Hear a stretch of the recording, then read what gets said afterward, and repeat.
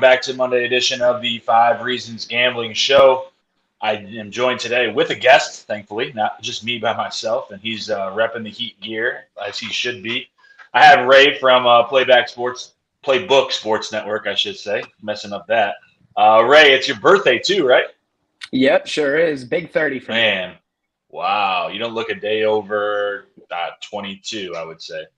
I'll take it. They still ID me at the store for things, so That's as long as they keep understandable. doing that, I won't be mad at them. As long as they keep serving you, that's all that matters, I think, right? Pretty much. All right, so let's jump in. We're going to talk about the Better Edge competition that we have going on tonight. Better Edge, as we always talk about, is my favorite place to gamble. It is a peer-to-peer marketplace. It is very much like exchanging stocks, betting with a friend.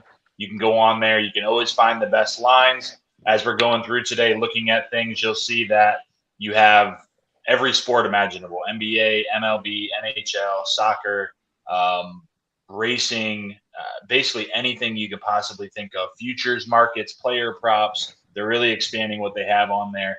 Make sure you check it out. If you use betteredge.com/5RSN, get yourself a $20 bonus from 5 Reasons Sports. As I always say, anytime you can get $20 out of Ethan Skolnick's pocket, you should sign up and take advantage of it, because I can tell you it doesn't happen often. And this is a great opportunity for you to make money. The competition that we have running today is a $5 competition. It is going to be very similar to the one that we had on Saturday, which was a Pacer competition. And the Pacer competition is basically you just have to beat me. There are 10 picks you have to make, $5 entry. All you got to do is beat me. And right now I see our guy Greg Sylvander is in there. So you got good competition. He usually does well in these things. So for $5, you get to pick 10 picks. If you beat me, you win money. If one person beats me, great. If 5 people beat me, you split the spot with everybody that beats me. So I will warn you, on Saturday, I did hit 7 out of 10. And when you have someone hitting 7 out of 10, you're probably not going to win the money. So I got to keep that bank. But maybe you can think I'm due for some regression here. It's kind of like, Duncan Robinson shooting. Sometimes he shoots it well. Sometimes he doesn't. So we're, not to throw shade out there or anything like that. But, Ray, are you ready to jump into the competition? Yes, sir. Let's get it going. All right. As a guest, I'll let you go first.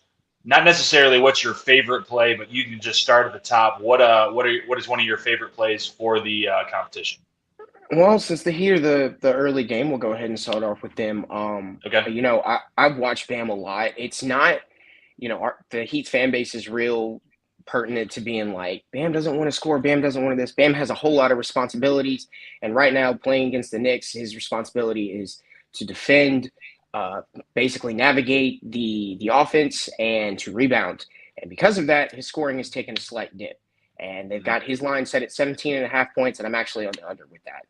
I believe he has failed to score over 16 points in the 3 games that we played against the Knicks so far. So 17.5 is a great number for me. I'm perfectly okay with that. Yeah, absolutely. He's obviously managing so much, and as Heat fans, we understand kind of what's going into this game. But yeah, the under there, you can see it's -117. So that's the first play from Ray. And I agree with that. It wasn't one of my plays, but it was something that I looked at, just knowing kind of his role in this series. But I will stick with Bam. And if his role necessarily is not to score, one of the things that Ray said that he is supposed to do is rebound. And I'm going with Bam over 8.5 rebounds. He's averaged 9.3 rebounds per game in this series. He's went over in only 1 out of the 3 games, but he's had 2 games that he went under that he had 8 rebounds. So 8 rebounds or more in 7 out of 8 this playoffs. I just think it's a good number. And especially if these teams continue to shoot so bad, the rebounds are there to be had by many people. And so I'm going to probably come back to some rebounding later too. So my first one is Bam over 8.5 rebounds. You can find that. It's up here at the top. And it's a +130. So you're getting some value in that in the competition. You got anything else on this game, Ray? I'm actually with you on the Bam rebounds. Okay. I just kind of feel like, especially tonight, you're gonna get the Knicks' best shot, kind of offensively and as well as defensively. And I kind of expect this to be more of a mud fight than anything. So a lot of missed shots, a lot of opportunities for rebounds, like you said. I'm also on Bam's assist line because at the same time, like I talked about, one of his jobs in this series has been kind of at the top of the key to get the shooters going. That we run the DHO a little bit more. So I think he's at 3.5, and that is also Yep. plus money at plus Yes. 130 also. So yeah, I'm on Bam's assist line as well at over 3.5. Yeah, I think that was one of my plays on Saturday, actually. I don't have it again today, but the way that he's playing, they're using him as a hub of offense, maybe not scoring, but being involved in the offense in different ways. And yeah, I like that one. That's definitely a good play. I'm going to switch over and talk about his co-star teammate, Jimmy Butler. There's a lot of discussion. I know people have been looking at his points. I've seen some discussion on the timeline about Jimmy going over 28.5. And I hate to do this, and it's not because I don't think Jimmy's going to have a good game, but I'm going to lean with the odds, and I'm going to go Jimmy under 1.5 3-pointers made. It's not something that you would – that line most of the season is not 1.5. It's usually a half. He has 0 3-point field goals in this series. He's been under in 4 out of 7 games. Yes, against the Bucks, he did get hot. He's also under in 56 out of the 63 regular season games on that 1.5 line.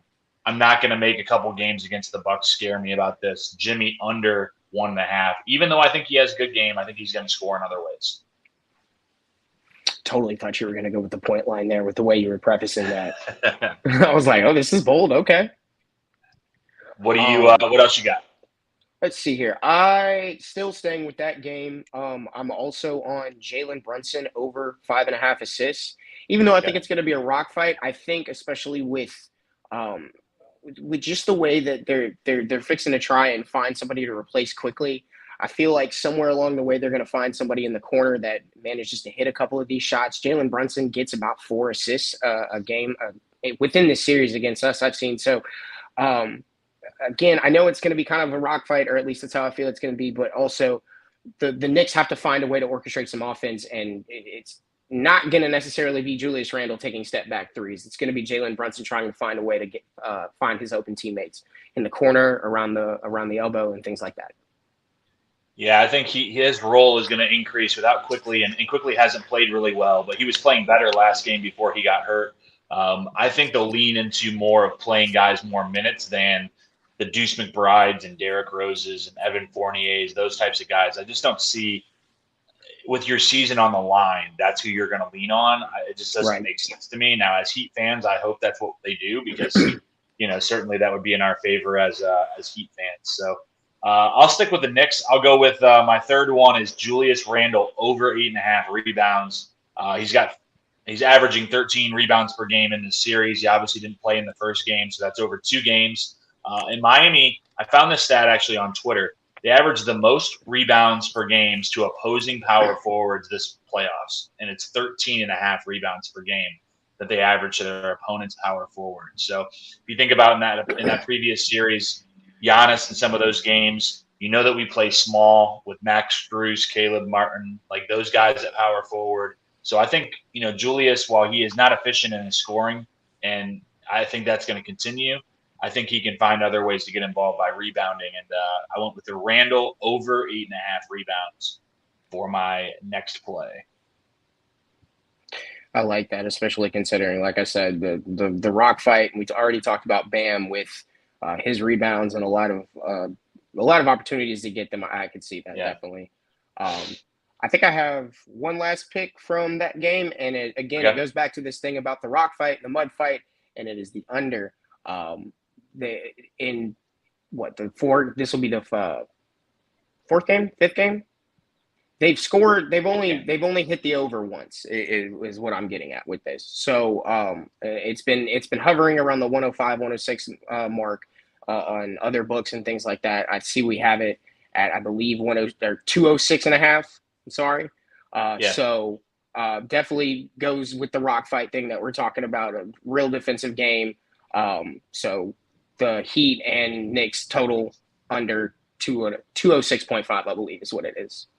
Yeah, 207.5 in the competition. I think you're right. If I look, as I can pull this up really quick, the live consensus line is 208.5, which would make you think that people are betting on the over, which is bringing that line up. So if you leave the competition and go to the marketplace, I can show that really quick. We get out of the marketplace, go to the NBA, look at open orders, totals. Still 207s and a half, but you can get the under at plus almost 120. That's a huge value there if you're looking to jump in on what Ray's pushing out there. I will tell you that I looked this up earlier. Per bet MGM, that platform, 77% of their tickets and 83% of the money was on the over as of this morning. And I know that some people like to follow the public. Maybe somebody knows something, but I will also advise that Vegas doesn't build those big old resorts on 77% or 83% of the people winning their bets. And so I'm kind of torn. I feel like the offense is going to rebound a little bit. They had a terrible shooting game in the last game for both teams. As Ray said, game 1 was 209, game 2, 216, and game 3 was 191. Only one game over so far. I think this game is going to be played in the mud, but I don't really have an idea of what's necessarily going to happen on the total. I did, though, in my last pick for this game, take the Heat money line. I was a little afraid to take the spread. It's 4.5 in our competition. I think the Heat win this game, so I'm not going to be afraid of the juice at minus 167. Yeah, you know how the season has just been crazy with that type of stuff. So I just avoided that, not worrying about the points. Just take the Heat to take a 3-1 lead and close it out. So you have anything else on this game, or are we moving into the Lakers and Warriors? Nope, that was my last one. Let's move on. Okay. All right. So Lakers, Warriors, late game, 10 o'clock. In our competition, Lakers are favored by 3 for game 4 in LA, over under 227.5. Lots of props out there. I'll let Ray go first again. What's your first play for this game? LeBron James, 26.5 points under. I think since the playoffs have started, he's only scored 27 or more twice. I think the foot is bothering him. He's doing the right things. He's LeBron. He's a freak of nature. But Anthony Davis is kind of something that when he decides to be the player that we all know he can be, the Warriors don't really have a whole lot to stop him. So if the Lakers decide to go through Anthony Davis like they have been the past couple of games, then I don't see a whole lot of LeBron outside of the occasional slam like he does, the pull away 3 that he does, the stare at the ball 3 that he does, just LeBron's antics. I'm also on that. And to your point, under 8 out of 9 times this number in the playoffs, 7 straight games under 27 points. I don't think he didn't even take a shot in the first 13 minutes of the game last game. So he's going to be impactful. He's going to find ways to make impact on the game, but it's not going to be those big LeBron James scoring numbers. So I'm also on that under 27. Let me throw one more LeBron one out there. I got LeBron. I did this Saturday too. LeBron is going to get at least 1 block. So that is, find it here on the competition. That's one of the antics right there. Yeah. Over is minus 176. So a lot of juice in there. But he's had at least 1 block in 7 out of the 9 playoff games so far, and 2 out of 3 in this series. And he's been over that number in 12 of his last 15 games. So while the old man doesn't quite get up like he used to, he's not the rim protector he used to be. I think he's going to understand the moment. He's going to get at least 1 block in this game. What else you got, Ray? Anthony Davis over 2.5 assists. Again, it goes back to the thing I talked about where it's a lot more Anthony Davis than it is LeBron James. The usage is there. And I think he's hit that mark, which has been his line for most of the playoffs, 2.5, or at least going into this series, 4 out of 5 times. So, something like that. I'm sorry, it's 4 out of 5 in the last 5 games. That's what it is. Okay. So, again, just the fact that he's going to get a whole lot of usage. There's going to be a lot of times where they're going to double team Anthony Davis. There's going to be somebody that runs to the rim. Just kind of by default, I think he will just generate 2 assists. So then all he's got to do is actually try and find the one and make a proper basketball play. Yeah. And a lot of time those guys like AD that are just so dominant, you're going to get those doubles and you're going to be forced to pass the ball. And it just comes down to guys making shots on the other end of that pass. So yep. I like that play. Speaking of shot making, I'm going to go with probably one of the best ever to do it. Steph Curry, total 3-point made. I'm going over 4.5. Over 4.5. He's done it in 6 out of 10 in these playoffs. Only 1 out of 3 times this series, but he's averaging 4.3 3-point field goals made. So just under that number He's done it in 2 out of 4 games against the Lakers this series. Again, I think the moment, and when we talk about the game, I'll probably allude to this. The moment is huge. Like if the Warriors lose this game, the series is essentially over. And I think Steph is going to rise to the moment. He's been on the road, and he's going to have a big scoring game. And usually that means he's going to be knocking down 3-point field goals. Yep, I'm on the same page. It's just one of those things where I've seen what Steph has done in past performances, and I've seen what Steph has done in these playoffs, and it's one of those things where it's like he's one of those people that if you're just going to let somebody erupt, not even let them erupt, but if you're going to watch somebody erupt for a billion threes, it would be Steph in a very crucial game like this. And if they can survive this, at some point there's always a game 6 Clay that you can get to. So I'm definitely on the Steph line with that as well. Yeah, I think this is a huge. I mean, it's huge for both series, Miami and for the Lakers series. But we'll see what happens tonight. I think it's your turn. What's your next play? I believe this would be my last one. And honestly, if you want the truth, I saw the money line and I like the money line, but also at the same time, you take the points. It's a little bit less value, but still a plus money. I took the Warriors +3. One of the things that people will talk about, it's one of the fun narratives of the NBA, is the great extender Scott Foster is refereeing this game tonight. I am personally a fan of getting 7 games of LeBron and Steph and AD and all them. It's a very fun series to watch. It's a lot of points that are being scored. But even so, I just can't see Steph and Clay and company saying to themselves, we're going to go out and lay a goose egg. They're going to fight to the very end. I can't imagine that this game would not come down to free throws. So definitely Warriors +3.5. If you're bold enough to take the money line, I don't blame anybody. Yeah, I actually, my last 2 plays are Warriors +3 and the money line +135. I was just looking, consensus line right now has moved down. It's the Lakers are now favored by 2.5, so you would only get +2.5. I guess some books still have the 3 out there, but I agree with Ray. I don't see this team going down like that. I just think it's one of those situations where they're a team that's veteran led. They know what it takes. They've been in these situations, honestly, more pressure packed situations before. And I just don't see the Warriors going out to this Lakers team 3-1, going back to Golden State and needing to beat this team 3 times in a row. So that's why I doubled up on the spread and the money line for my last 2. So that closes out our competition. Let me remind you all again, if you just want to join in, it's $5. All you have to do is beat me. The easy thing about this is you know what I picked because I just told you. So all you have to do is jump in there. If you get more than I do, then you win the money. If you lose to me and I beat everybody, then I get to keep the money again. So good fun. Hopefully I can take it down. But I guess for our listeners, hopefully you guys get a little piece of the pie, unlike Saturday where I took it down myself. So moving out of the competition, Ray, do you have any best bets? We'll look through the Better Edge marketplace and see if we can't find anything that is of value in the Major League Baseball, hockey, anywhere else.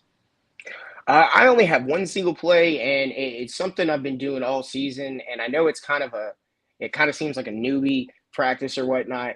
But if you really go look at the Oakland Athletics, that is a very bad ball club. They are trying to lose games. They are trying to get out of the city of Oakland. They are trying to move wherever they want to go. It's not my business to care or wonder, but they're bad. The Yankees are trying their hardest to bounce back, and Nestor Cortez, one of their better pitchers, is actually on the mound tonight versus, I believe it's J.P. Sears, who has a 4.6, something like that ERA. The Yankees managed to actually sneak one away from the Tampa Bay Rays.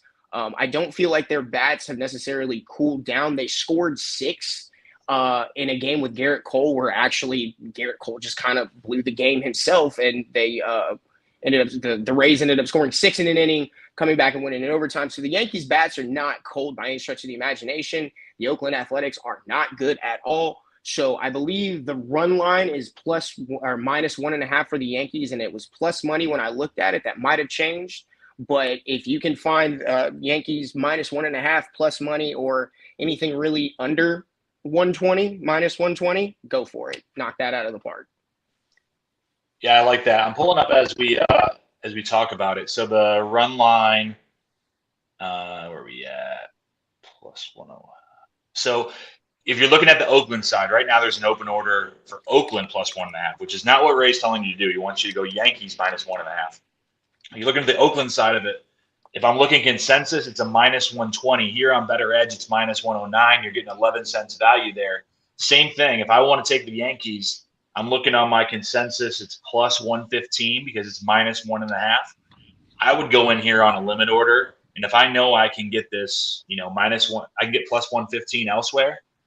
I'm not putting out plus 115. I'm putting out plus 125, plus 120, and trying to get some value compared to other sites because that's what Better Edge allows you to do. It's peer to peer. So if somebody comes on here and say, well, I think Oakland's going to keep it close, or I think Oakland's going to win, now they're getting the value on the other side. And, obviously if you've handicapped it right, it's a great advantage for you. Get yourself the best line. That's the key thing about any sports gambling, especially when you're using Better Edge, and you can basically set the line however you want it to be. So I like that one. I'm going to write that down for my notes. I don't generally play a lot of Major League Baseball just because I don't like watching it, but sometimes it's actually good. It doesn't you have no bias going into it. The two plays that I was looking for also in Major League Baseball were two overs, and I haven't looked to see in the marketplace how they look. Rockies and Pirates in Pittsburgh over the 8.5, which right now you can get at plus money. And then the other one I was looking for was Cardinals and Cubs. I think I got this fulfilled earlier. Cardinals, Cubs over 7. So there's an under available. Over 7, that's also plus money on Better Edge right now. I'm looking at those two as kind of just a sprinkle on a Monday afternoon, Monday evening while we're watching basketball. Ray, before we close this out, make sure you plug. And first of all, happy birthday. Hopefully everybody's wishing Ray a happy birthday. But also make sure that you are plugging where we can find your content. Yeah, by all means, follow us at Playbook SN on Twitter. By all means, we host a myriad of things, a show after every Heat game to discuss the events of what happened. Right now, as it stands, we're hoping after tonight's game, we'll be up 3-1 and be able to promote that. And everybody, by all means, is welcome to come in. We also have a ton of podcasts that you can listen to. The guy that runs the whole thing, Jordan Alfonso, Judy, as we call him, he puts out his own podcast. We have some guys that also do some gambling and stuff like that. So we're really involved. We really love to just hear everybody's opinion. That's kind of something that we've made real firm with ourselves when we first started doing this, is to make sure that everybody feels welcome when you come to see us. We're all fans. We like to treat everybody like fans and not, just little talking floating heads that's on the internet. So by all means, please follow us. We're such a small organization. It sounds so pitiful when I say it like that, but it's because we want to interact with you guys. It is always fun when 5 Reasons and Sean asked me to come do stuff like this with them. I've been hanging out with them for such a long time, for 3 years now in the pool party at least. It's just always a fun time to be a part of a community like what we have built through Heat Twitter and through the other platforms that are on Heat Twitter. So, like I said, please follow us at Playbook SN. I think Sean flashed it up on the screen for you guys. And also follow me at RAY5893. I'm hilarious. Kind of.